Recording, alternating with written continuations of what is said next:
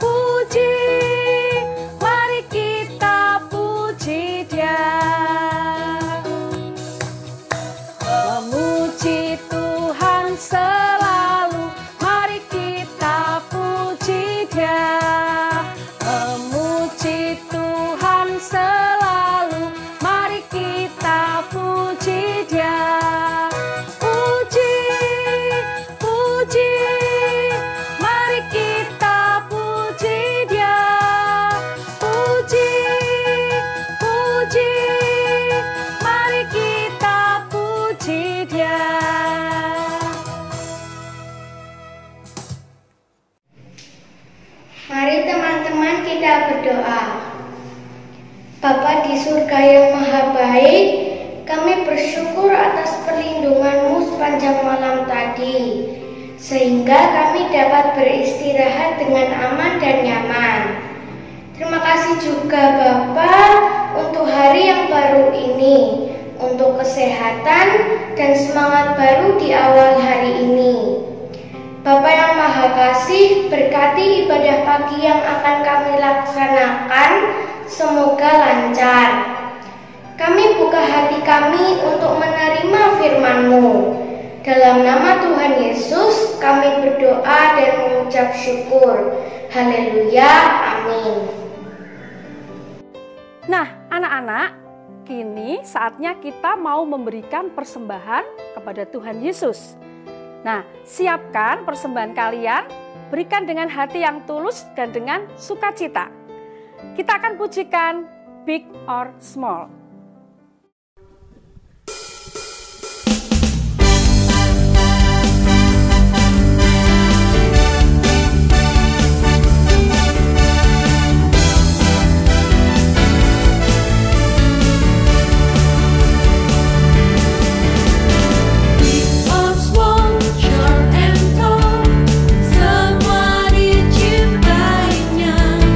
Tuhan membuat kita berharga.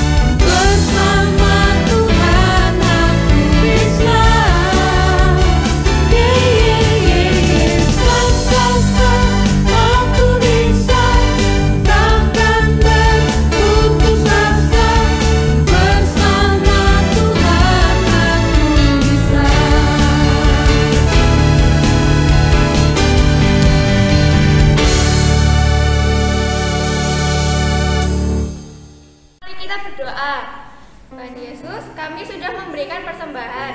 Tolong berkati supaya persembahan ini bisa berguna untuk kemuliaan Tuhan. Terima kasih Tuhan Yesus. Dalam nama Tuhan Yesus kami berdoa. Amin. Anak-anak, teruslah bersemangat, baik dalam belajar maupun dalam ibadah. Mintalah pimpinan Tuhan agar hidupmu menyenangkan hati Tuhan. Nah, sebelum kita mendengarkan firman Tuhan, Miss ajak anak-anak untuk menyanyikan pujian "Ku Tak Mau Hidup Percuma".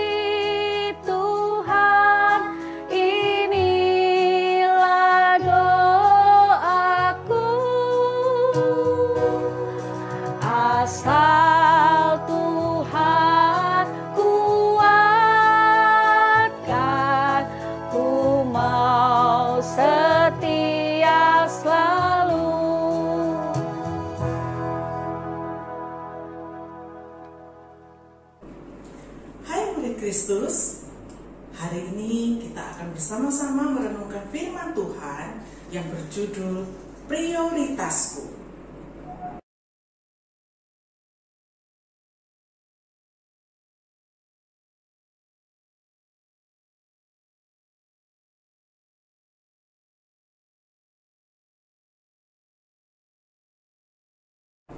Anak-anakku, ada seorang anak bernama Reno. Ia disuruh oleh mamanya untuk mengerjakan PR karena orang tuanya sudah punya rencana akan bepergian bersama. Tetapi Reno diminta untuk dia boleh berhenti main HP dan mengerjakan PR-nya. Sampai hari berlalu, di sore hari ketika akan pergi, mamanya mencoba untuk memeriksa pekerjaannya. Punya adik-adik Reno sudah selesai, tapi punya Reno ternyata belum diselesaikan. Maka mama memanggil Reno dan bertanya, "Reno, mengapa PR-mu belum kamu selesaikan? Karena kamu belum bisa menyelesaikan PR-mu, maka kamu tidak boleh ikut pergi. Kamu harus berada di rumah." Kan Reno menjadi marah, dia menangis, berteriak-teriak karena tidak diizinkan pergi oleh mamanya. Anak-anakku, ini adalah contoh tindakan dari seorang anak yang belum dapat menentukan prioritas. Ketika ada waktu luang, Reno sudah diingatkan untuk boleh menyelesaikan PR-nya. Namun, ia lebih memilih untuk bermain dengan teman-teman, memilih untuk bermain HP, sementara adik-adiknya menyelesaikan tugas atau PR dari sekolah. Anak-anakku, apa artinya prioritas? Dalam kehidupan kita sehari-hari, setiap kita memiliki banyak kesibukan. Rasanya waktu 24 jam dalam satu hari itu tidak pernah cukup, karena banyak hal yang ingin kita lakukan. Dari sekian banyak aktivitas yang kita lakukan, mungkin kamu ingin melakukan ini dan itu, melakukan sesuatu menurut keinginanmu. Itu berarti kita belum dapat menentukan prioritas, mana yang harus didahulukan dan mana yang harus ditinggalkan. Anak-anakku yang dikasihi oleh Tuhan, prioritas adalah sesuatu yang harus didahulukan atau sesuatu yang tidak boleh ditunda. Mungkin kalian pernah mendengar tentang seorang wanita yang cantik ini. Ya, dia adalah Abigail. Suatu hari Abigail mendengar seorang hambanya datang menjumpai dia dan berkata, Nyonya, celaka Nyonya, celaka. Ada orang-orang suruhan Daud tuh di sana. Mereka hendak membunuh keluarga kita. Anak-anakku, si Abigail yang dengar begitu dia gelisah. Hah, kenapa? Ada apa? Mengapa? Mengapa mereka ingin membunuh kita? Mengapa mereka ingin membinasakan kita? Lalu si hamba ini kemudian berkata, Nyonya, Tuan Nabal sudah melawan mereka, menolak permintaan mereka, karena mereka meminta makanan dan minuman kepada Tuan Nabal karena kita sedang melaksanakan pengguntingan bulu domba. Bukankah pesta kita besar? Tapi mengapa Tuhan tidak mau memberikannya? Nyonya, sebenarnya waktu kami mengembalakan domba di sana, kami itu merasa aman, kami merasa nyaman. Tidak ada satu ekor pun yang mereka curi dari kita untuk makanan mereka. Mereka itu bagaikan benteng bagi kami. Sehingga semua ternak, semua binatang milik Tuan Nabal terjaga dengan aman. Sebab itu kami merasa dilindungi. Nah, karena waktu itu Tuan Nabal tidak mau memberikan makanan dan minuman yang diminta oleh Daud dan pasukannya, maka mereka hendak membunuh kita. Anak-anakku, waktu mendengar hambanya ini berkata demikian kepada Abigail, bagaimana respon Abigail? Dia berkata, ayo cepat panggil bujang-bujangmu semua datang ke sini, bawa keledai, masukkan ini ke dalam kantung, taruh di atas keledai. Mari kita pergi ke sana untuk memberikan makanan dan minuman ini kepada Daud dan orang-orangnya. Aku nanti akan menyusul ke sana. Pergi dulu, kalian pergi dahulu.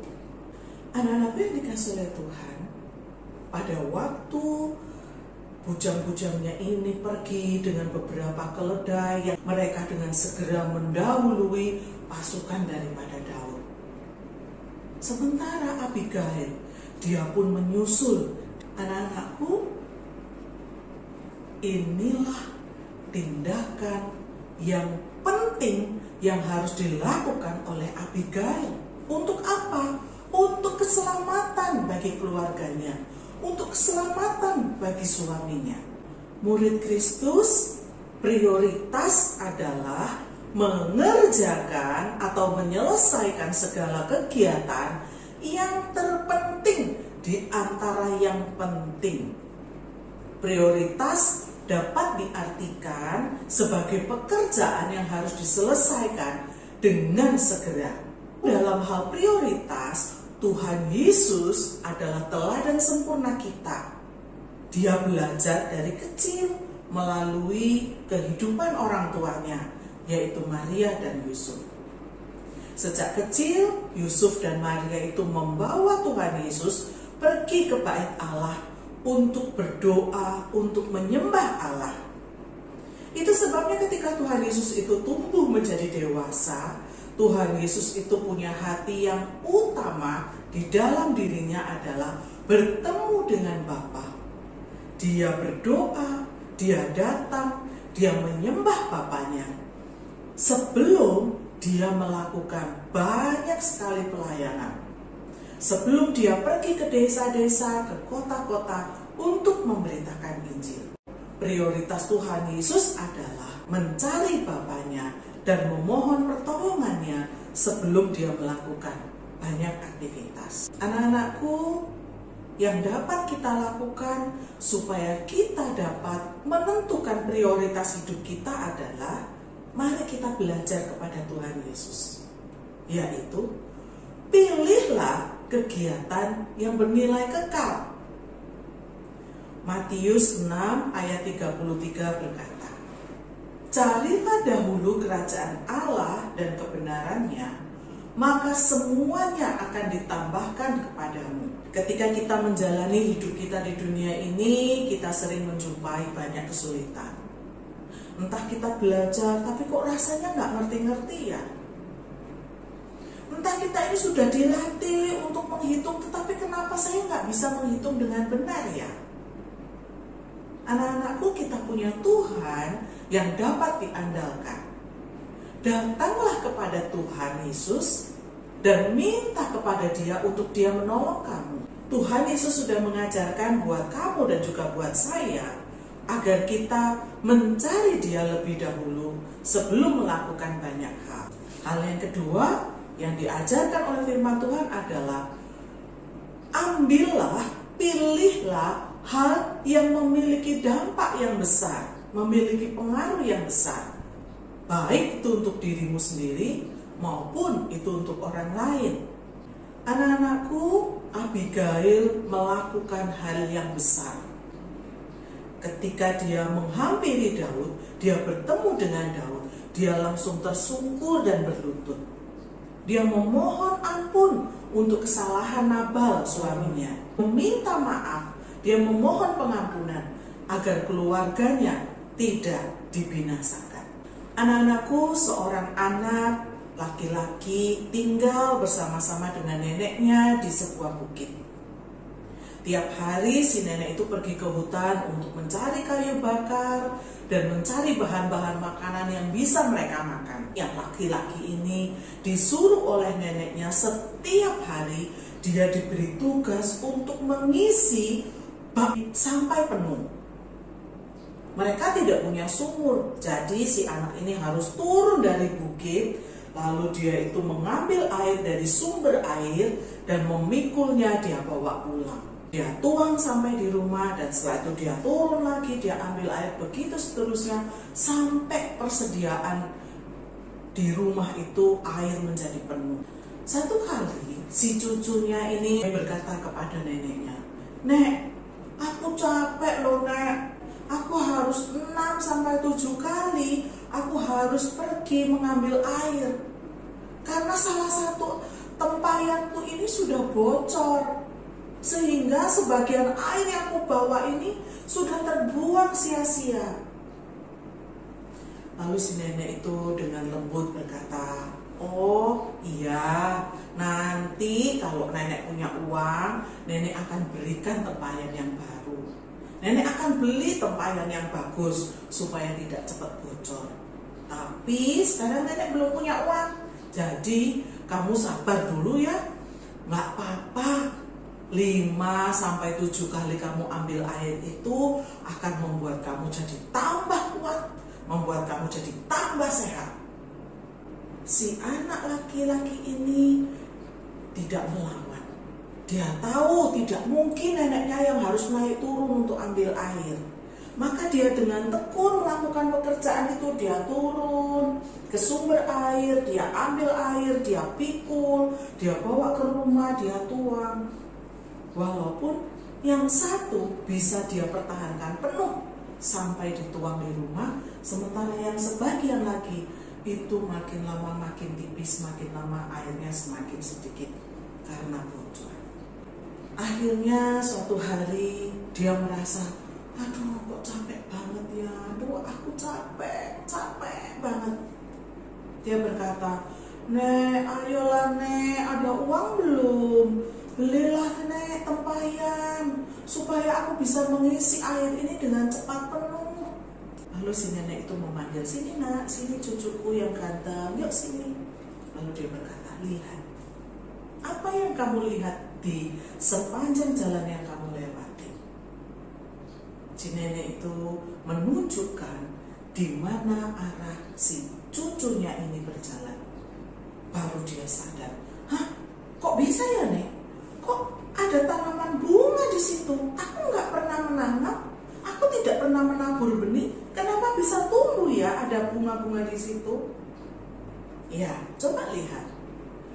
Di air, di mana tempayan itu bocor, airnya itu menetes dan menyirami bunga-bunga itu.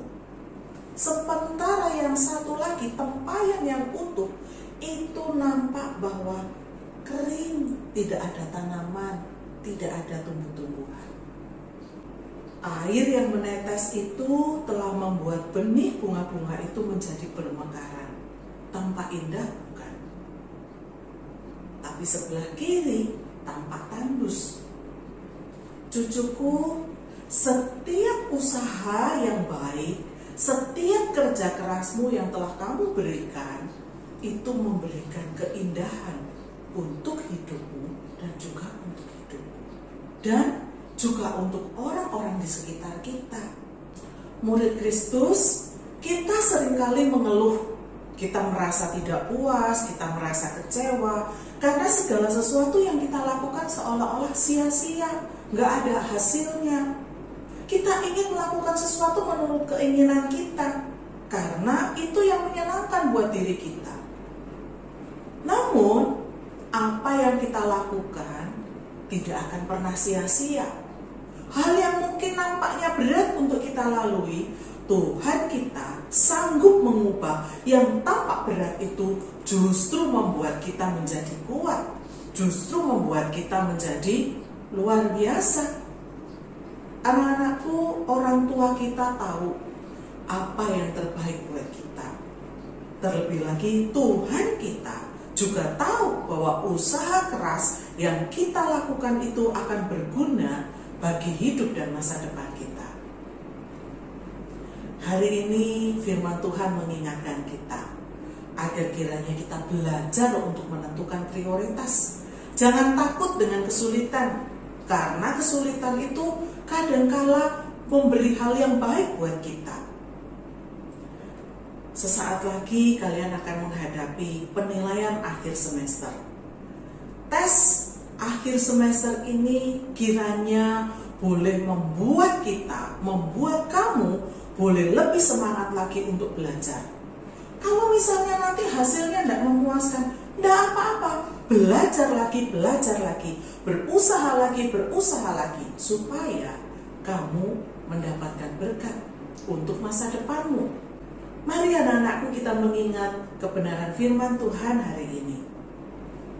Carilah hal-hal yang bernilai kekal dengan mempercayakan hidupmu kepada Tuhan. Dan belajarlah bertekun di dalam kesulitan. Sekalipun kesulitan itu mungkin rasanya nggak enak, tetapi itu memberikan dampak yang besar. Pilihlah yang memberi dampak yang besar. Kiranya Tuhan menolong kamu dan Tuhan menolong kita semua untuk boleh menjadi pelaku-pelaku firman Tuhan. Selamat pagi, Tuhan memberkati.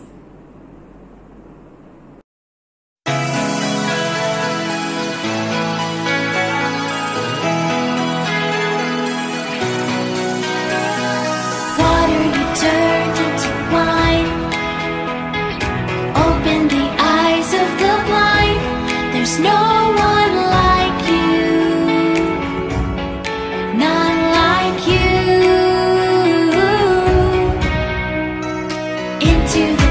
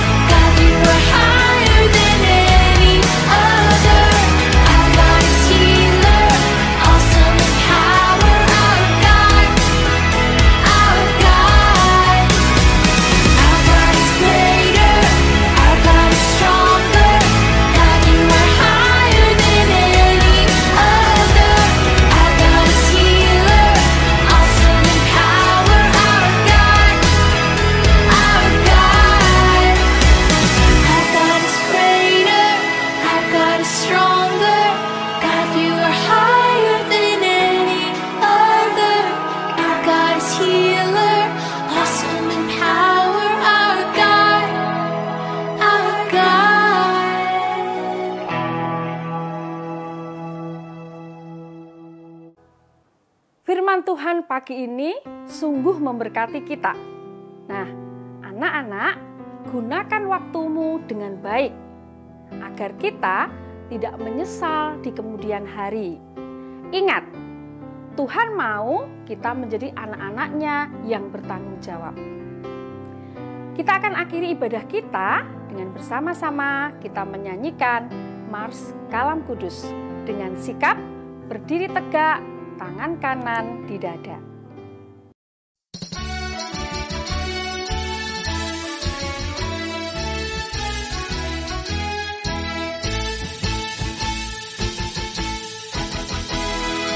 Kalam Kudus tunas harapan bangsa, bangun tegaklah. Bangsa dan negara harap baktimu dan pengabdianmu. Kejar ilmu, bangun budi dan luhur untuk pembangunan. Laskar Kristus ingat jasa gurumu dan orang tuamu. Turuti firman-Nya, kasihi sesama sebagai pelayanan. Taati pada Allah, cintalah bangsamu, Tuhan sertamu selalu.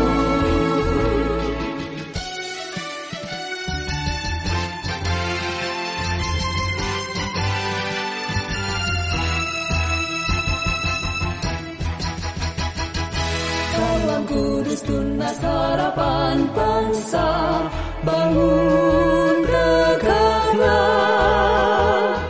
Bangsa dan negara